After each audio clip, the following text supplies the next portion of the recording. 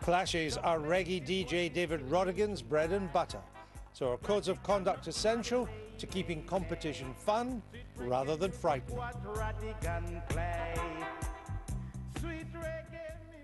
And David Rodigan joins us now. Welcome to the program, David. Thank you. Now, you're a reggae DJ. You specialize in sound clash. Michael obviously has no idea what I'm talking about here, but does it have a code of conduct? Oh, it most definitely does, and it stretches back over 60 years. Jamaicans love contest.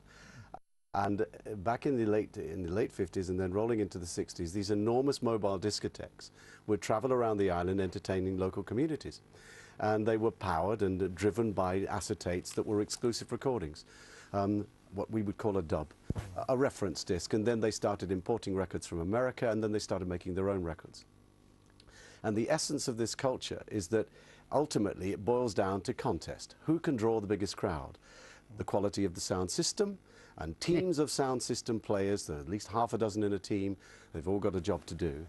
And in later years, that then led to actual clashing. And the concept was, and thousands would turn up for these clashes, and they have them in New York, they have them in Jamaica, they have them in Japan. It's a worldwide phenomenon. Now, it's an underground scene, but it's incredibly popular. To watch Italian sound system clashing against German sound systems speaking in patois is something to behold. They're that obsessed with the culture. And they follow a kind of general code of conduct? Oh, absolutely. There are sort of rules of the game. And the rules are quite clear. You have to have a spokesperson for your sound system. He or she is termed a mic man, a mic person, and they have to refer to the track that's just been played. So you'll find yourself, keeping it very simple, if you go to the grand finale, which is the 1-for-1, there's an elimination process and 6 sound systems or 8 sound systems. Really? You're left with 2, this will last 4 or 5 hours, you're left with 2, and it's a playoff. They have to play the best of 10, and every recording they play has to be unique, and it has to have their name in it. So all this has been customized. Now, if your competitor has just played a song, for example, by Johnny Osborne, your speech has to connect to that track, the rhythm track, or something that would lead you and your team to playing a better Johnny Osborne or a counteraction to that Johnny Osborne.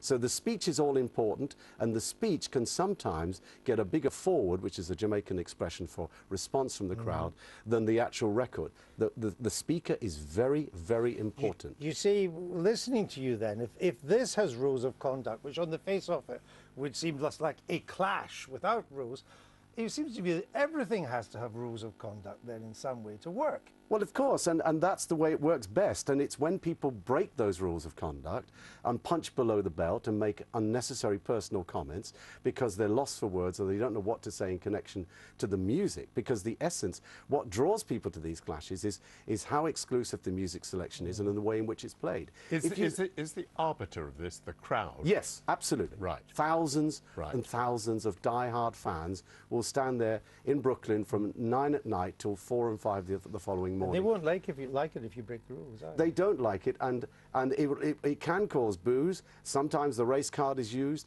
personal comments are made, and the crowd will react accordingly. You love this, don't you? No, it's a phenomenon. We should have a this-week trip to see one. Yes. I'd love to see one. Well, it is a phenomenon, and I got into it with a fellow broadcaster. I work for the BBC. I have a show on Sunday evenings, and years ago I started working with a fellow colleague in Jamaica, and we did a radio clash on the equivalent of JBC. Where can we see you next? You can see me in a field somewhere this summer.